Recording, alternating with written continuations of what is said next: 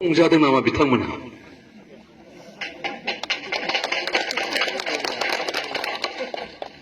आं बे बिराद गिदिर मोनसे सोंलु सोंबाय थादों आं सानस'नो हायाखै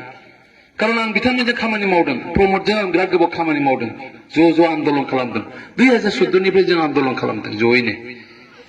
जोंनि जयेन्ट एक्शन कमिटि जेब्ला आं चिफ कनभेनर दंमोन जों 11 निफ्राय आन्दोलन खालामदों एनडिपि जों ज' बिनाय बिथांमोना उनाव 13 आव जेब्ला जों मोनसे पर्यायाव ओरैबायदिसिन जाबायमोन नोंथांमोनखौ आं बुङो एनडिपि सावरायनाया मोनसे स्टेजआव बिराद एडभान्स जादोंमोन 13 नभेम्बराव ओमफ्राय 14 आव बिथांमोना जोंजों ज' जाफैदों 22 आव ट्रेन लाखिनायनिफ्राय जों आरम्भ खालामनानै क'क्राझाराव हांगार स्ट्राइक खालामनायनिफ्राय बे आगस्ट दाननिफ्राय जोंनि मुभमेन्टआ आरो मोमेन्टाम लादों ज'यै 14 निफ्रायसो एबसुआ एक्चुअलि एनडिपिजों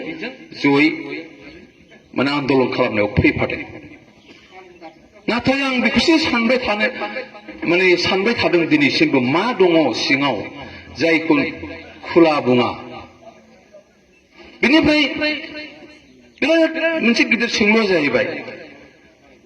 बिजेपि होनबा भारतीय जनता पार्टी नोंथांमोना मोजां खोनासं भारतीय माने इन्डियान भारतनि सिङाव थानाय मोनसे पलिटिकल पार्टी बिजेपि इजिपि होनबा असम गण परिषद बे आसामनि मोनसे पलिटिकल हान्जा INC Indian national Congress India होननाय मोनसे सोदोब दङ भारतनि होननाय जादों बिदिनो बीपीएफ बड'लेण्ड पिपुल्स फ्रन्ट बे बड'लेण्डनि मोनसे पलिटिकल हान्जा जाय हान्जाया 17 बोसोर दिनैसिम बिथांमोना जिउ गोलाव 17 बोसोर सार्भिस होबाय 15 बोसोरखौथ' बिथांमोना सालायबाय सरकार सालायबाय दासिम सालायगासिनो दं दानिया इउपिपिएल इउनाइटेड पिपुल्स पार्टी बबे हादोरनि बिलाय बबे हादोरनि भारतनि ना आफ्रिकानि आङो गुगोलाव नायबाय गुगोलाव नायै नुबाय आङो वेस्ट लिबियानिनो वेस्ट लिबिया आफ्रिकानिसो बेनिफ्राय जेब्ला रेजिस्टार खालामनो थाङो बिथांमोना बे सैथो बाथ्रा जेब्लाबो मुसाहारिया नंखाय बुंनो रोङा सैथो बाथ्रा गुगोल सार्च खालाम इउनाइटेड पिपुल्स पार्टी सेंग्राफोर नोंथांमोना नायनाय गुगोलाव दानो ओंखारगोन बबे हादोरनि पलिटिकल पार्टी बि वेस्ट बे लिबियानि माने आफ्रिकानि मोनसे पलिटिकल हान्जा दानिया आफ्रिकानि पलिटिकल हान्जाया बे बड'लेण्डआव मा खामानि मावगोन गिदिर कुइसन जेब्ला रेजिस्टार खालामनो थाङो बिथांमोना इउपिपिआ दंखायो नालाय बेथ' इन्टारनेशनेल मोनसे पलिटिकल हान्जा दानिया मा खालामबाय इउपिपि हिसाबै रेजिस्टार जाला लिबारेल एल लागायनानै रेजिस्टार जाबाय आरो बेफोर काहानिखौथ' नोंथांमोना मिन्थिया नै आमोखिया मिन्थिखोमानानै दङ दानाय बाथ्रा जाहैदों जायनि थाखाय एनडिपिआनो होन एबसुआनो होन आरो बै पिटिसिनि दिनावबो 1967 बिनि सिगां 1929 बे साइमन कमिसना जेब्ला शिलंआव फैयो बे समावबो बर'फ्रा जोंनो आलादा मोनसे पलिटिकल एन्टिटि नांगौ होननानै बै समनि साइमन कमिसननि बे पार्लियामेन्टारियान कमिटि फैदोंमोन ब्रिटिश पार्लियामेन्टनिफ्राय बेनि चेयारमेना सार साइमन कमिसन बेनो शिलंआव लोगो हमलायनानै जेनाखि मेम'रेन्डाम होदों बर'फ्रा बै समाव बेसेबा गोबावनि बाथ्रा बे समावबो जोंनो आलादा पलिटिकेल एन्टिटि नांगौ होननानै मख'नाय जादों बेखौ नायोब्ला बर'नि आलादा रायजो बिनायनि जिनाखि आरम्भनि बेयो 1929 बेखौ नायोबा दिनै 91 इयार्स 91 बोसोर लं पेन्डिं इस्यु बेवहाय जि पलिटिकेल हान्जायाव बड'लेण्ड सोदोबानो गैया दिनै नो बड'लेण्ड नो रेस होनबाय डिभाइड आसाम 50-50 अनेक गिदिर स्ल'गान होबोबाय नाथाय बे पलिटिकेल हान्जाया मानो बड'लेण्ड सोदोब गैयि जाखो आं आं ओंखायनो दाख्लै टिभि टकआव होनदों आंनि टिभि टकखौ नोंथांमोना निश्चय नुदों आं होनदों आं कुइसन खालामदों खमसे खम UPPP United People's Party of Bodoland थारमाने बि लागायदेरोब्लाबो आं निजेनो बिथांमोननाव जयेन खालामहोगौमोन रायजोफोर जेब्लाबो मुसाहारिया डाइरेक्ट UPP बियाव हाबगौमोन मानो होनबा जोङो थगायनाय जादोंना जायाखै आइ आफा नोंथांमोनखौ एथ' खस्थ' खालामनानै बड'लेण्ड होननानै बुंबोबाय थाबाय आरो जोंनियालाय मा जोंना आखला एसे गाज्रि जोंना बे आइजो लाग्रा बिथांमोनाबो सालाया मालाय बिथांमोना स्र' माने साउन्डफ्रा मोजां गयो जोंना सोरनाबा बड'लेण्ड होनो जों बर'लेण्ड होनो बर' नालाय बर'लेण्ड नाथाय सोरनाबा र'आनो गैबावलासो दस होनो आं गोदोबो होनदोंमोन बै गार'फोरखौ गार' होनालासिनो जेरै जोंहा बर'खौ जोङो बड' होनोब्ला होमबा गार'खौ गाद' होनांगौ नोंथाङा लिरहैनाय गाद'लेण्ड होननानै मालाय बिसोरथ' गार'लेण्ड लिरोथ' गाद'लेण्ड होननानै लिरबा गाबोन थांगोन लानानै होसोयोना होसोया नोंथांखौ हेल' हाउ आर इउ मिस्टार गाद' होनो गार'नि जायगायाव गाद' होनायलाय दा ओंखायनो आं आवगायावबो बुंदोंमोन बे खोथाखौ आन्दलन पिरियडआवबो जोंनि बैनाखि माखासे बाथ्राफ्रा स्पष्ट जाथारनांगौ प्रिन्सिपलफ्रा स्पष्ट जानांगौ मा थाखोमा सिखोमा माखासे खोथाखौ आद्रा बिखायाव दोनो बिखानि खोथाखौ मालायनि खुगाजों बुंहैयो लिडारफोरनि केरेक्टारा बिदि जायो नामा स्रां बुंनांगौ गियाल' मा खालामनो नागिरदों दा बेखायनो आं मोनसे खावलायलांनो नागिरदों नोंथांमोनखौ बे पर्बत जरायाव 1 नाम्बार जिहेतु कनस्टिट्युएन्सि एक्चुअलि आं दिनै बेवहाय फैनो गोसो गैथारामोन नोंथांमोनाव बै जोंनाव फंबाय माबाया ओइ मजुमदार जोङो खि एरख'लायग्रा लोगोथार बै नोंथांमोननि बैयावहाय नोंथांमोना गोसोआव दङ जोङो 11, 12, 13 हाजार मानसि लानानै फर द फार्स्ट टाइम बै सुपारि घाटआव जेब्ला जोङो होबथायो बे समाव आङो बे गामियाव थाखोमा फैदों हरसे मानो होनबा SP DC बिराद नागिरदों जोंखौ मानो जोङो एखेबारे माने 1000 आवारनि माबा डिक्लेयार होदोंमोन जोङो इनडिफिनिट इकनमिक ब्लकेड बे समाव बेवहाय आर्मि केम्प दंमोन बे आर्मि केम्पनि जाय कर्नेल बिथाङा आंजों एसे मोजां सोमोन्दो लाखिदोंमोन बेनिफ्राय मा बुंदों बे समाव आरो बांगालजों बर'फोरजों दावराव जानाय 2012 जोङो बेवहाय 13 खालामदोंमोन 1 जानुवारि आंहा गोसोआव दंखायो 1 जानुवारि बेवहाय जेब्ला जथे फैयो बे SDPO सारा नागिरदों जोंखौहाय SDPO नोंथांमोननि पर्बत जरानि SDPO मा होनदों मोनायाव फैनानै नोंथांमोना मैया दाख्लैसो नोंथांमोनजों जि जुद्ध जादों बै गुबुन मानसिफ्रा 2012 आव बेवहाय नोंथांमोना फैनानै जफैनो नागिरदों गाबोननो बुलाय सोलाय जायोबा बेनि रेसपन्सिबिलिटिया सोर लागोन जों पारमिसन होआ बिदिनो आंखौ मोनायाव लोगोआव फैदों नाथाय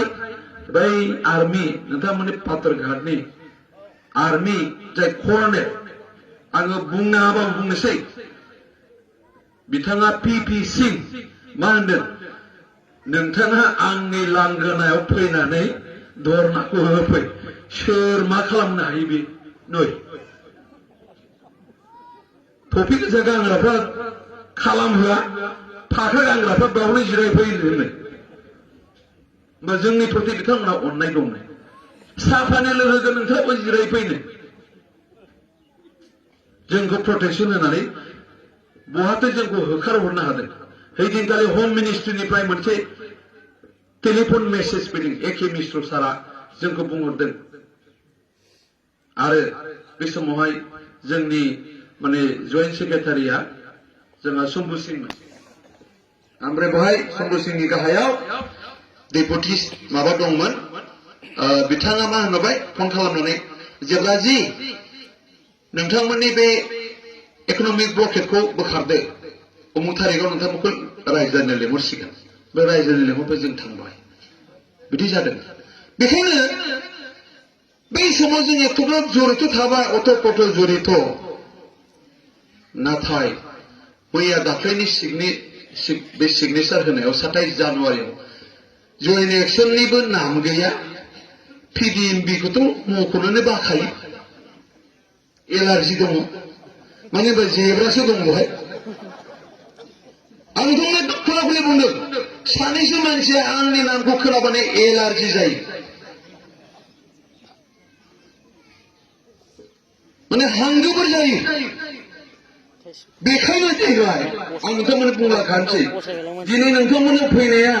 आलासि बरायनायनि नामाव आङो फंसे मेसेज होलांनो नागिरदों जाय बर' संगठननि जि पलिटिकेल पार्टियाव बड'लेण्ड सोदोब दङ मोजांब्लाबो गाज्रिब्लाबो खमसे खम बे नामानो मोनसे जोंनि थाखाय गोग्गानाय बड'लेण्ड बे सोदोब जेराव दङ आरो जाय सिमांनि थाखाय जों थांनानै दङ दिनै बिटिआर जाबाय मा जानो 10 बोसोरनि उनाव 20 बोसोरनि उनाव अट'मेटिक आपडेट जानानै झारखन्डखौ जेरै डिक्लेयार होना होदों बिदि मोनसे समाव बे स्टेट जागोन बे बिसासा जोंहा दंथारो बेखायनो बे बड'लेण्ड सोदोबा जेराव दङ जों बिथांमोनजों ज' ज' खामानि मावगोन आरो जोंहा फोथायनाय दं बिथां हाग्रामा महिलारिनि सायावबो दा नैबे बाथ्राखौ खोनायोब्ला दा जोंनि गेजेराव माखासे मानसिया मा लादों सेल्फि लादों रेकर्डिं खालामदों आंनि स्पिचखौ बिनिफ्राय हौरैहाय स्पाइ खालामनानै फाथायहरगोन आरो नायदो नै जेब्लाराम मुसाहारिया नोंथांमोनखौ माबायदि गोखा होख्लायगासिनो दङ बेखौ आं गिग्रा मानसिया नोंखाथारा आं मैया सासे मानसि बुंदों सियाल गोथां होननानै बुंदों आङो फेसबुकाव सियाल गोथां नोंथांमोना उनाव नागिरबाय था सोरखौ आं सियाल गोथां बिराद कमेन्ट ओंखारदों आं गोदो बुङोमोन आन्दलनाव जोंनि मानसिफ्रा लिडारफ्रा वाल सिटार बे वालाव बे वाल गोजौआव ओरै आथिंखौ होनानै ओरै आराम नायबाय थायो आथिङा बे वाल जाबाय नालाय आथिंखौ ओरै होना दोनसै आरो गोग्लैया बियो ओरैबो नायहरो ओरै बेसेबां मोनजायो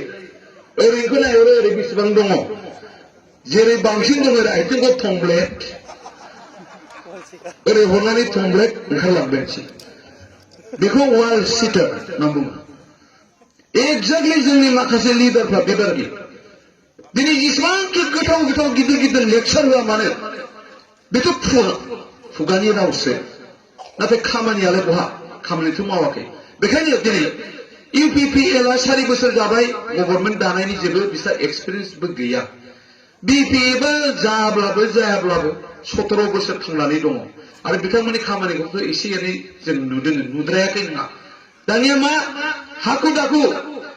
जोङो सिट शेयारिं खालामनानै ज' बिदा फंबाय दे नोंसोरबो खस्थ' खालामबाय जोंबो खस्थ' खालामबाय ज' नांनोसै सरकारखौ जों ज' दानसै होनलायनानै बहा ज' जानायनि खोथा मा माखासेखौ नै बिसोरनि दारै जाथारा नै बिसोरो एकदम गेसाव गोजाथार नै बिसोर थाइजौ गोखै गोजाथार ओरै होनलायलायनानै जोंनि गेजेरावनो गुलाय गुजाय बारहोनाय बेनिफ्राय जोगारलायनाय बिफांखौनो फुट फुनानै माने गारथारनाय नागिरनाय बेथ' कनफ्लिक्टिं मोनसे सिटुएसनसो जागोन गावजों गाव नांलाय खमलायसो जागोन जों होनबाय थादोंमोन दे जों बयबो मैया दाखालिनि आब' माने अनजालिनि प्रेस कनफारेन्सखौ आं नुदों बिथाङाबो खावलायदों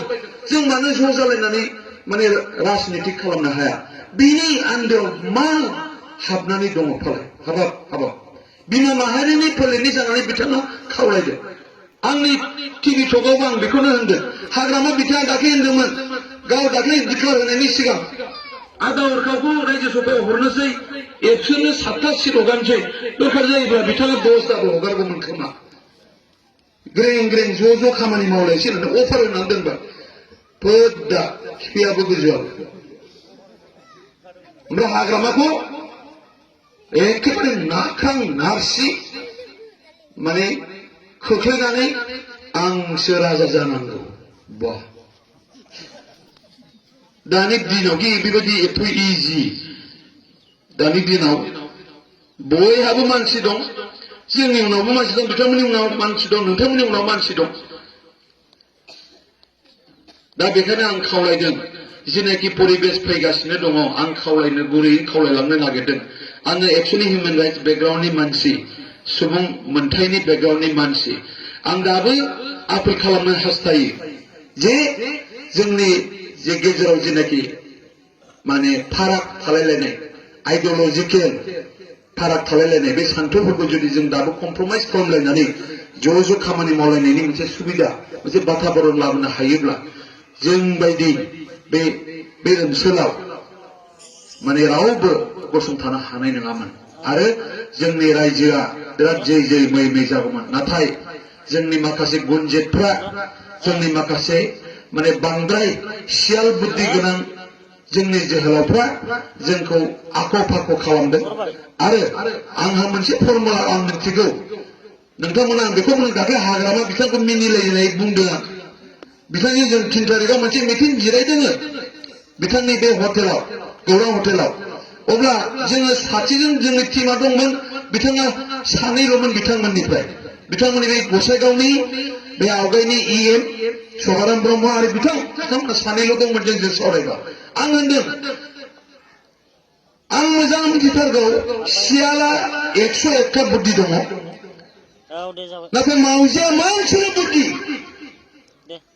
जेब्ला खैफोद फैयो सैमा होसोयो माबा मोनसे जुनारफ्रा होसोयो अरनो होननानै एटाक खालामो बै दंफाङाव गोजौआव गाखोना थाहैगोन वालफोर दंबा वालाव गोजौआव गाखोनानै एरायनानै थायो बुद्धियानो मोनसेल'खा नाथाय सियाला मा बे 101तानि बबे बुद्धिखौ खाथायनानै बे घटनानिफ्राय आं बारग'नो हागोन बे जाथायनिफ्राय बेखौ सानबाय थानायावनो सुथुरा ख्रेब सियालखौ अख्रेबनो सान्स मोनो दा बेखायनो जेसेबांखि बुद्धि गोनां जाया मानो जोंनि साफा सानै माने गावखौ बिराद सुपेरियर एभ्रिथिं अलमाइटि गडल' होननो बाखि दं गासिखौबो हाग्रा बिफा इसोर आं होननोल' बाखि दंथारो दा बेबायदि दुबगां माखासे लिडारफ्रा बर' जाथिखौनो गावनि सम्पति जाथिफोरनि सम्पति जायो अभार पजेसिभ इंराजियाव बेखौ होनो